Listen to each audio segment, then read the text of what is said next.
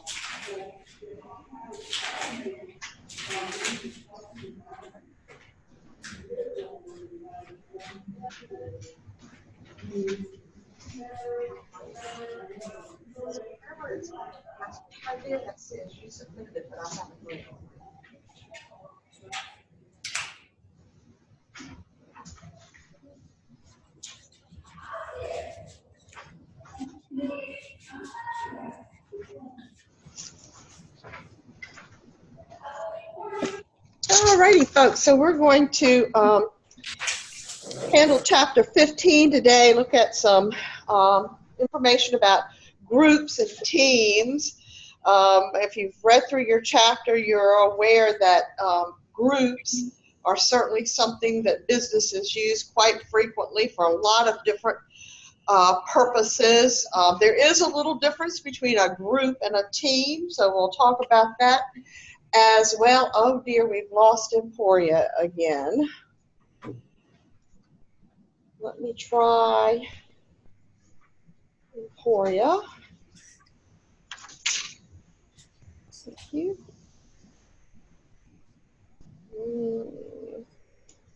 I know I saw you there for a while, so if you are there, Emporia, you need to get your tech people because I've tried to invite you. Okay.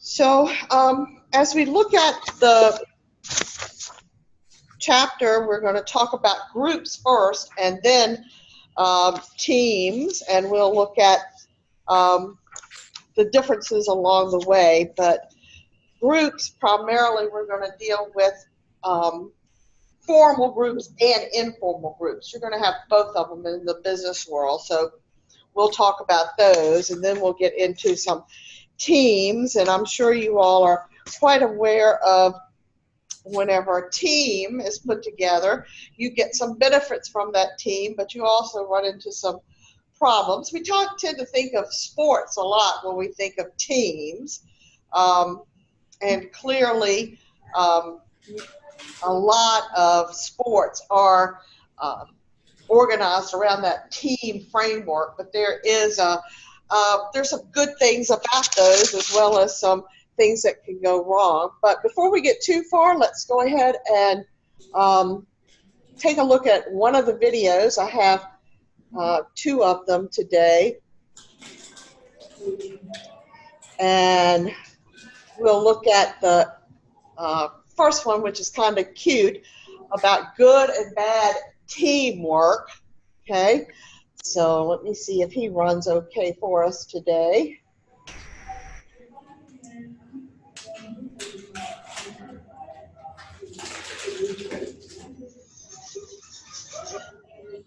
So we need a little more sound here.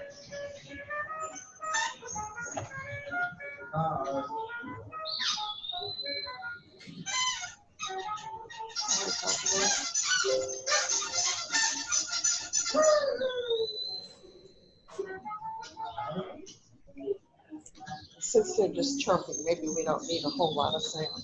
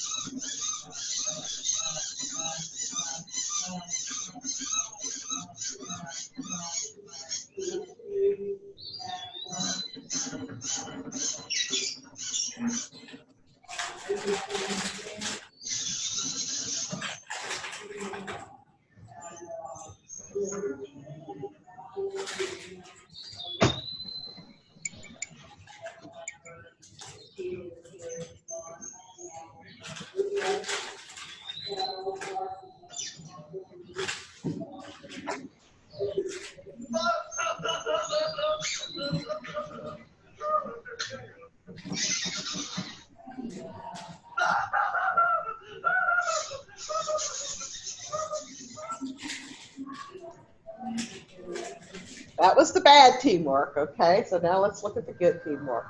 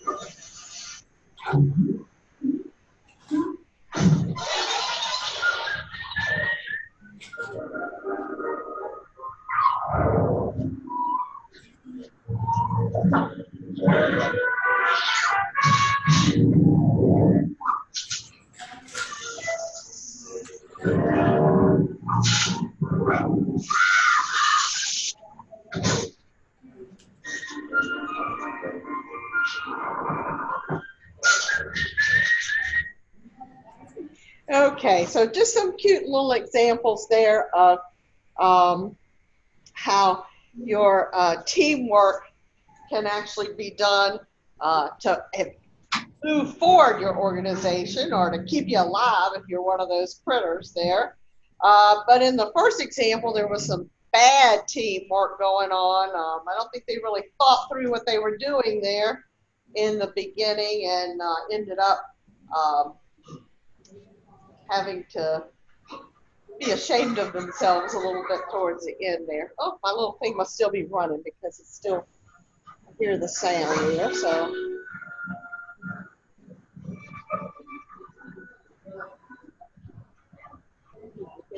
There.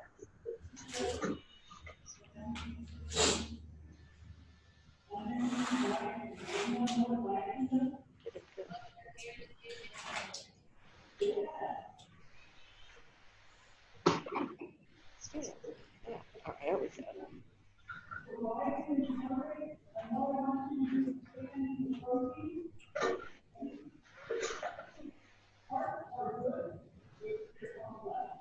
So just some little cuties to get yourself to kind of start thinking about what teamwork is all about. So good and bad, good and bad.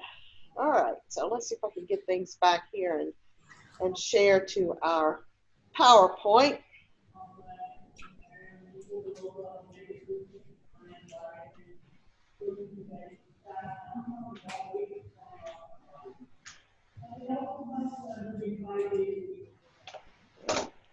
Okay, we got nothing here. That's wonderful. Oh, I got something there. Good, okay. All right, so again, we're going to look at the definition of a group and of a team and talk about different types of groups and some of the stages of development in teams as well. So it's not a very difficult chapter, have a lot less theories than we did in the last chapter. Most of this is just information that you've probably observed in the past and you haven't actually maybe seen it put down in writing before. But let's look at the definition of a group.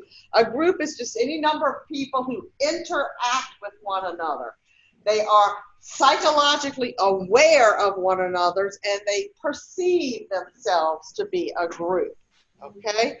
So we have not quite as much going on in a group as you necessarily would have in a team, but certainly there are plenty of groups within an organization. And you can have some either good or bad consequences because of these groups. But as a manager, you guys need to understand the groups that are developing, because what you want to do is hopefully use them to present the desirable things that come out of groups rather than the undesirable ones. So again, we have a group, I guess I could use that. We have a set of formal groups and informal groups. Formal groups are actually appointed or assigned by management. They may be commanded to do a certain thing, or they may have a certain task they need to perform. A committee is clearly a formal group as well as a work team. Now, I did tell you there are differences between groups and teams, but teams are a type of group. So those are ones that management has kind of dictated. This is what's going to form as a group in the company for a specific purpose. Informally, though, you're going to have a number of groups that will show up that will emerge spontaneously. They could be just plain old friendship groups, okay, or groups that have interest in certain things. I know at Southside in Keysville, we have a number of both formal and informal groups. Of course, we wouldn't be a place of education without all those committees that take place. So those are some of the formal groups that we have. But informally, we have groups of workers who have formed like a book club, okay? They get together every so often and review books that they have read. We have friendship groups. I know that there are 4 other faculty members and myself that have gotten to be kind of close over the years, and we've established our own little group where we can go on Facebook and do little group chats sometimes. That's clearly not a formal group. It's one that has developed just because of friendship. All right, so there's just a little example there of a formal group where the production manager has a supervisor reporting to them, and they've got machine operators 1 through 5 as being a formal group of people who are actually all reporting to the same supervisor. So that's something that was designed by management to be a group. Committees, clearly, as I alluded to earlier, something that you're going to see a lot of in companies. 94% of companies that have over 10,000 employees have committees. Okay, I'm surprised it's not 100%, really, to be honest. But you can see that it's the numbers are way on up there, getting higher and higher the more employees that you have. Under 250 employees, they still have a lot of committees. 64% of those companies have committees. So committees are formal groups for certain particular projects and so on. Now, formal groups do go through certain development stages. It's actually 4 stages, the top 4 listed there, and then there's a little word of caution down at the beginning, at the very end of that slide there. And they don't have to be exactly in this order, but typically think of them as occurring like this. When a group is first formed, there's usually a stage called the acceptance stage, where the people are, you know, they start out usually mistrusting each other a little bit, but they're kind of starting to gel, and that trust is being established. Then we move into the communication and decision-making stage. So after you've gotten so that you accept all the members in your group, then they're able to communicate with each other and get involved in making decisions. On to group solidarity stage. That's where the decision making becomes more of a group effort, where everyone in the group starts to cooperate rather than compete with each other. So whatever you are coming up with as decisions, you tend to present it as a group and not as individuals. And then the last stage is the group control stage. Gotten past the mistrust, you've gotten to the point where you're not just communicating with each other, you're actually coming up with group solutions and so on. And then the group control stage, you're maximizing those decision-making skills by trying to do the very best for your organization. Now, they do caution you that occasionally groups get so involved that they tend to have this little fallout called groupthink.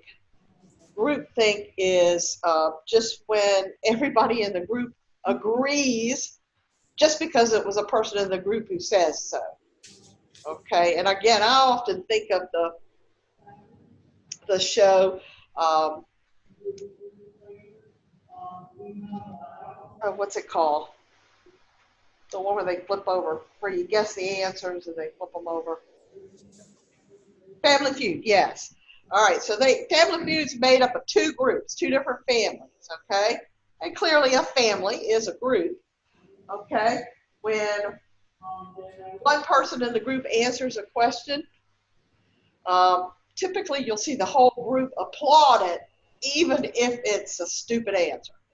That's groupthink, okay? That's groupthink. Now, on the informal side, you will see here that this is like a little organization chart, but machine operators 5 through 8 have formed their own little group, even though they do not report to the same supervisor. Okay?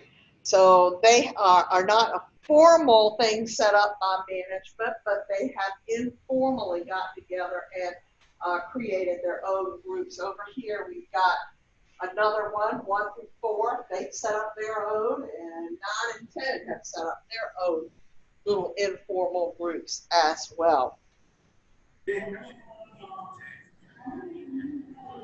Now, informal groups, you don't want to discourage them from happening. Just because they're not set up formally by management doesn't mean that they cannot be beneficial to your company. Typically, they will tend to have similar social and cultural values, so they can perpetuate those if they feel like they are important. Okay. Without being a member of a group, you may not be satisfying yourself socially. Okay. If I were an individual faculty member on campus and never interacted with other people that I would consider part of my group, I'd probably be a pretty lonely person. Okay. Also, communication is easier usually among informal group members. They talk the same talk, they understand what each other is saying, okay? And it increases the desirability of the work environment. People find it pleasant to be members of informal groups.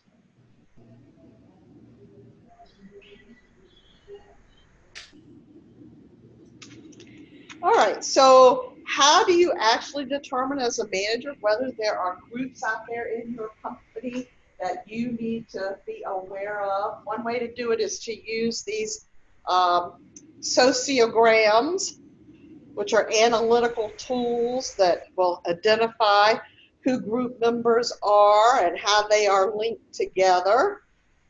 Managers actually delving in, if they can't see plainly who's in a group, may actually construct something like that. Wow, isn't that interesting? Who would have ever thought of sitting down to see who interacts with whom and who's actually created a group there? Okay? I tell you, just about everything in this world, they seem to be able to put it down in some kind of model or theory these days. So I'm not so sure I would get that carried away as a manager and draw all those lines about who's talking to whom and so on. I think it's usually pretty obvious who's in certain groups. Maybe the informal ones are a little bit harder to see than the formal ones, though. But you do need to know as a manager what groups exist, what the characteristics are within those groups, and understand how those groups have evolved, because you'll potentially be able to incorporate those groups into making things beneficial for your company.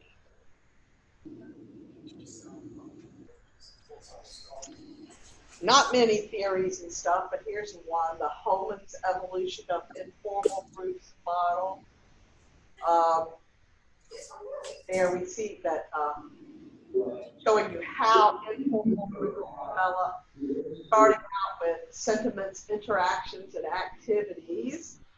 Okay, and that's for a formal group, and then an informal group emerges from that formal group. Clearly, I belong to a formal group called faculty, okay, but now my smaller group that I have of 5 friends, that has resulted out of that formal group because we have similar sentiments and interactions and activities. Now, that consequences of that is that it makes my job more satisfied, helps me grow, okay, and that can give feedback back to the formal group. So the 5 of us can get together and deal with perhaps some work-related issues, and I have satisfaction from talking with people who are encountering the same day-to-day things. Not all 5 of the folks teach the same types of classes that I do, but we are all faculty members. And then I can take the information that I get and go back to a formal group of faculty and provide feedback sometimes.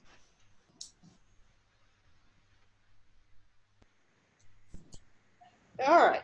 So again, a group is a number of people interacting with one another, psychologically aware of each other.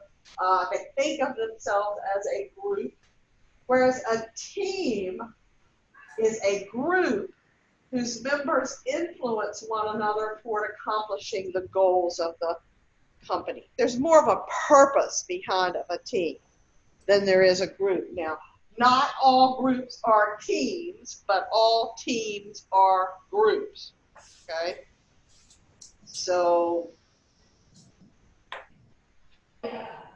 just think about this. A group of football players are part of a group of people, but not all football players are on the same team, okay? So, not all groups are teams, but all teams are groups. All right. Many, many different types of teams out there, problem-solving teams, self-managed teams, cross-functional teams. The problem-solving teams are those that are set up to eliminate a certain problem in the company. A self-managed team is one that's going to have more control over their own situation, and they don't have a lot of intervention by management. A cross-functional team has people that are coming from different areas, still trying to focus on a specific objective, though. All right, so here you see the three circles representing those three types of teams: problem solving, self-managed, and cross-functional. But you see that they actually overlap each other at times as well.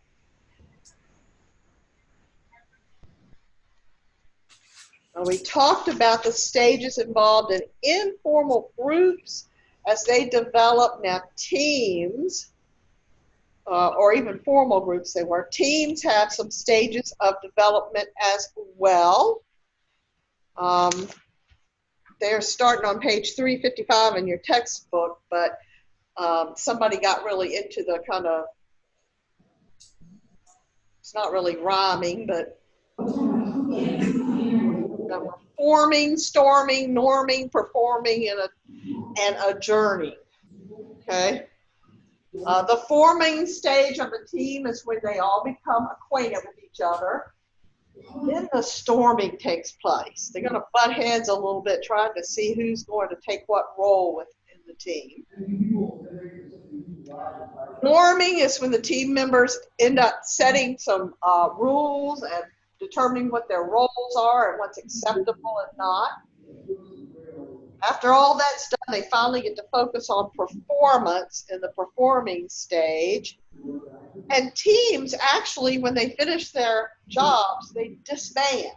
They no longer exist. Okay? So, just a little nomenclature maybe will help you remember that, but makes a lot of sense there.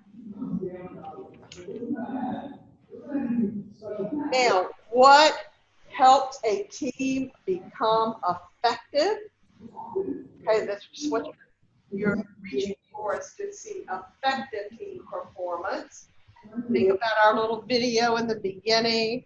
Why did the ants that all grouped together end up preventing that one ant from getting sucked up by the anteater?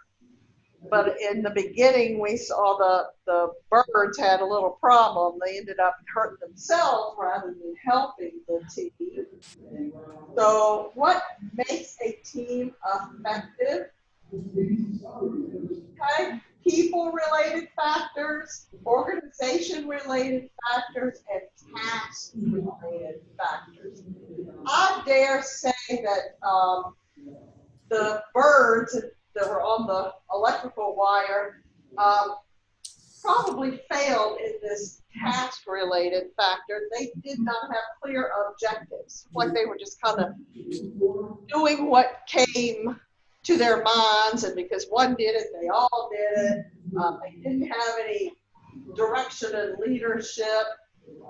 So we saw that failed in their idea. But the ant example, the anteater, you had one lone little ant who had a problem.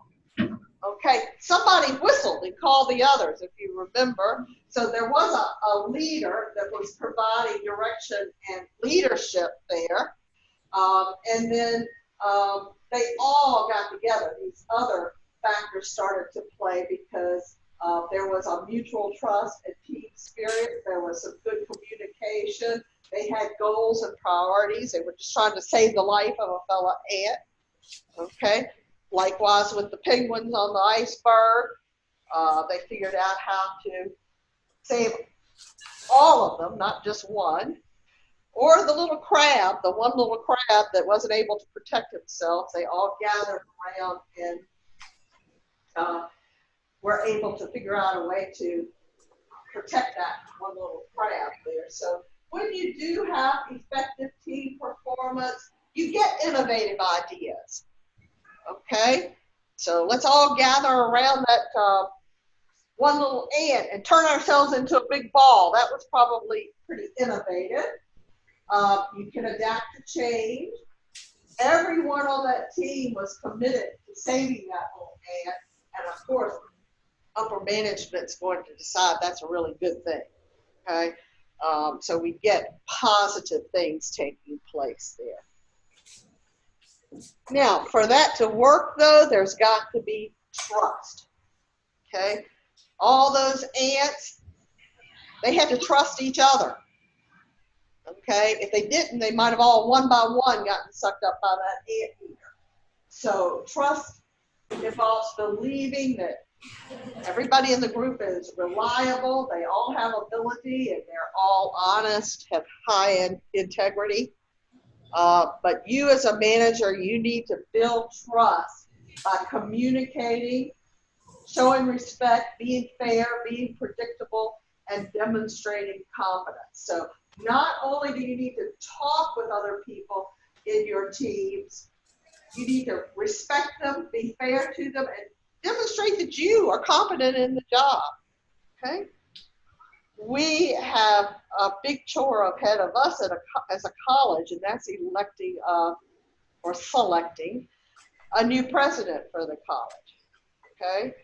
How can some of the characteristics that we would come up with that we would like to see this president portray fall right in line in here? We want to investigate that person's communication skills. We want to make sure that that person respects us, that they are fair and predictable. But we also want to know that they know their job.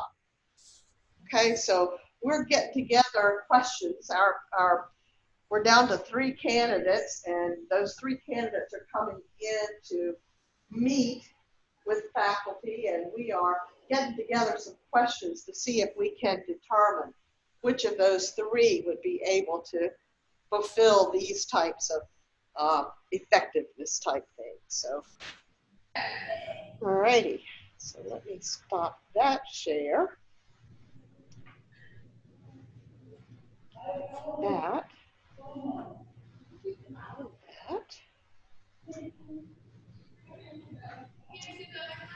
All right, and I think we have one more little video that just demonstrates the difference between a team and a group, just to help you out a little bit. This chapter is fairly quick, but I think it's a lot different than the prior one because we didn't have all those theories to back up everything, so we weren't trying to learn a multitude of things. Most of this was just simply common sense, but again, it's probably because you all are members of certain groups and probably have been certain team members as well.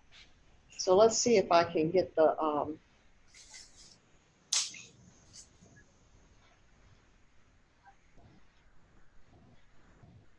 second video to show.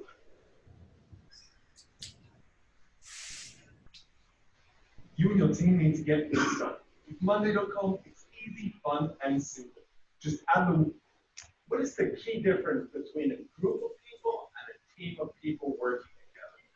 I'll explain the essence of that in this video. Well, I'm Stephen Goldberg of Optimus Performance, and every week I bring you practical tips and ideas on leadership, team development, and performance management in the workplace. We all know that teams can outperform groups. We just look at sports teams as an example. We see that teams that have better teamwork, even though they may not be as talented as another team, can outperform them because of the chemistry, the way they work together. So what's that secret sauce that makes a team rather than just a group? I asked this question, the difference between a group and a team, in our training program. And the most common answer is that a team has a common goal. Now that makes sense, but it's not always true. Take, for example, a construction of a building or a structure. There's many groups of people working on that. Not all of them function as a team, but everybody has a common goal to build that building or structure. So what makes a team? It's something that we call team spirit. And that means a willingness to go beyond personal differences, to help each other achieve that common goal.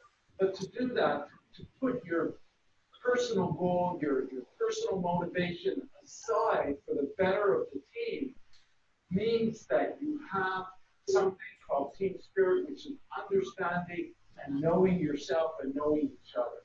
Because when we better understand ourselves and each other, we're willing to put aside what we often consider as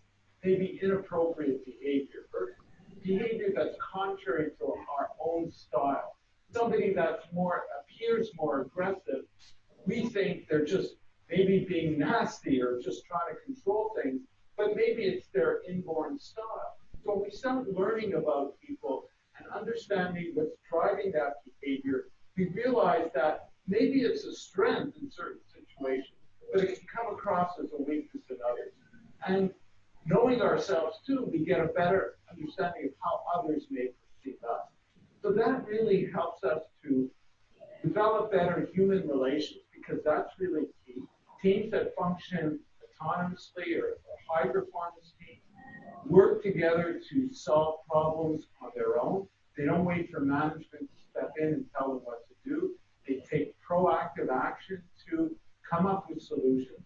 And in today's world where there's global competition, we need people to be more agile, to be able to respond and keep the projects moving forward and be innovative, be creative, come up with solutions, practice continuous improvement. So how do you create that team spirit? How do you get people to know each other?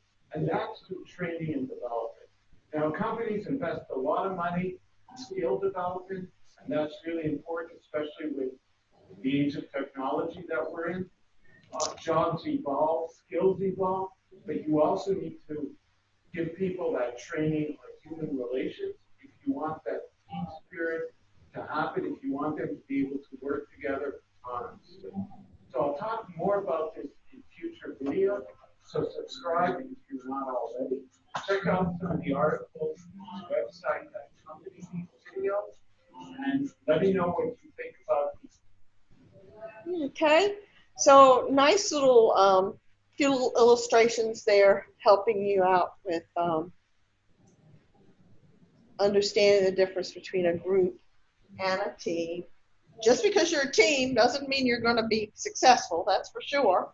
We've seen many of a sports team be completely unsuccessful sometimes. And they had a common purpose. So what he was trying to get through to you was that just by having a common goal, that doesn't make you an effective team. You may be a team, but that doesn't necessarily make you effective. So there's more that has to go behind this than just a group of people coming together with a common goal. There has to be some training and development that goes along with it, and you have to acquire that team spirit to make it work. I've been watching a little team this year come an awfully long way. My daughter is the coach at the middle school for the girls soccer team. Okay, and last year they did not have a very successful year. Okay, but this year, through a number of different things, they have gelled as a team, and they've got that team spirit.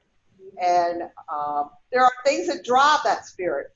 For instance, they managed to tie a team that had not lost a game for 2 years. Okay, even though they've won every other game, that tie was more important to them because of the fact that they beat a team that was clearly a very well-developed team. So they were able to drive their own team spirit from some of their successes that they've already had. So it's interesting to watch how teams develop over time. And every year that team is different, because every year some kids will graduate or move up to the JV team, and others may choose not to try out or whatever. This year, a couple of them didn't make it because they didn't have the grades to play on the team. So now, last year, they had to really search for people to play. This year, they had to turn people away. So team dynamics are going to change over time. Clearly, the coach changed over time, and that has a lot to do with it as well. So I hope you've seen some of the very basic concepts that you probably already were aware of. Think back about any kind of groups you might belong to. or any teams that you belong to, and if they're successful, think about what made them successful. You have found already in this class that a lot of learning how to be a good manager comes from discovering yourself. Learning about yourself will help you become a better leader for other people. So, anybody have any questions about anything?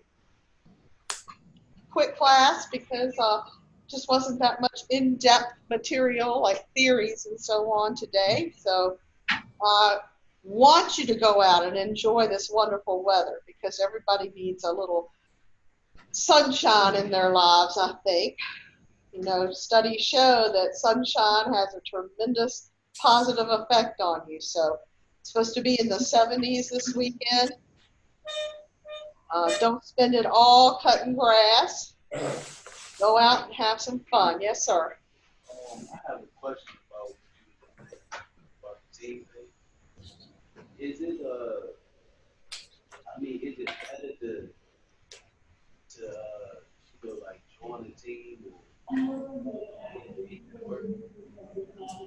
Teamwork can have some awesome rewards. So if you are able to actually create a team yourself, they're good and bad groups. There's groups that all they do is sit around and gossip, and that's not a good thing. Okay, but if you have something that needs to get done, and by more than one mind can make things a lot better sometimes, and you can establish a team that has reliable people, knowledgeable people on it, then I would say definitely go for it. That's why I always encourage people in my classes, particularly my more difficult quantitative classes, to get together and work in teams when it comes to the homework and the studying and aspects and so on, because usually you can learn from other people a lot more than you can just by focusing on things yourself. So I encourage teamwork. You will find in the business world you almost cannot exist without teamwork. But now groups, that's different. Groups, again, the informal ones especially, may have some downsides for you. You may, like I said, there's some groups that seems like their goal is to make everybody feel bad about themselves. But there's nothing wrong sometimes with forming a group just because you have similarities and it does satisfy that social need. Clearly my group of 5 friends, we are all female. We all are within the same age group. We've all got children. We've got similarities, and we learn from each other because of our similarities. We're comfortable talking with each other because of our similarities. And that does satisfy a social need for me. But the key to be able to take those informal groups and have them beneficial to your company is that if that informal group can somehow bring the ideas back to the formal group and implement them. So let's say that my little informal group of faculty get together and we gripe and moan about the fact that we're having to go from Blackboard to Canvas.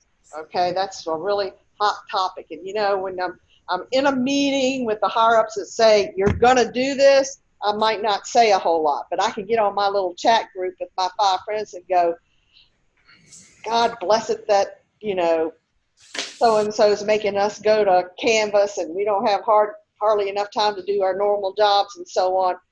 But my little group might be able to basically conclude that perhaps we're not getting the proper training for it. And we can take it back to the formal group and say, some of us feel that we need some more adequate training for the switchover. And that's where you get a beneficial side of the group. It's an informal group that's been able to bring information into the formal side of things that is actually worthwhile. So I encourage groups. I personally would hate to live life without being a member of groups. And you're probably a member of more groups than you think you are. If you go to church, you're a member of that group. But you know that the church also has, most churches have formal committees and members as well that do certain tasks and jobs. But most people go to church to satisfy some social needs as well as some other needs in their lives. So, good and bad. Good and bad. I encourage it though. I just feel like there's no way in this world I have all the knowledge. So I like to gain knowledge from other people. And by being a member of a team, I get not only my own brain, but I get their brains too. All right. Enjoy that sunshine. And I will see you all next week.